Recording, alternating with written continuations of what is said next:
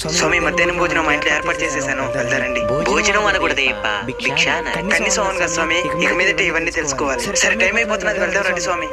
నువ్వు వెళ్తావు ఉండు, మాకు కొంచెం పని ఉంది, వెనకాలనే వచ్చేస్తాం. మనకేం పని ఉంది స్వామి? అది మళ్ళీ చెప్తానులే, మీరు వెళ్ళండి స్వామి, మేము వచ్చేస్తాము. సరే స్వామి, మంచి వెజిటేరియన్ హోటల్కి వెళ్దాము. ఆ స్వామి ఏర్పాటు చేస్తాడు కదా స్వామి. నేను వాళ్ళ ఇంట్లో తిన్నాను స్వామి. ఎందుకు? వాళ్ళది వేరే కులం. మాలలో ఉన్నారు స్వామి, ఇలా మాట్లాడటం చాలా తప్పు.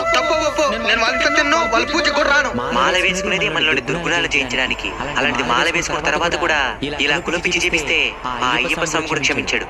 మీరు వస్తారో రారో, నేనైతే తప్పకుండా వెళ్తాను. వద్దులే స్వామి, మిమ్మల్ని ఇబ్బంది పెట్టడం నాకు ఇష్టం లేదు స్వామి, రావద్దులేండి. సొంత అన్ననే రావద్దంటున్నావా? అన్నా మాల వేసుకున్న ప్రతి ఒక్కరికి అయ్యప్ప స్వామి తండ్రి అయినప్పుడు మనమిద్దరం అన్నదమ్ములవనే కదా.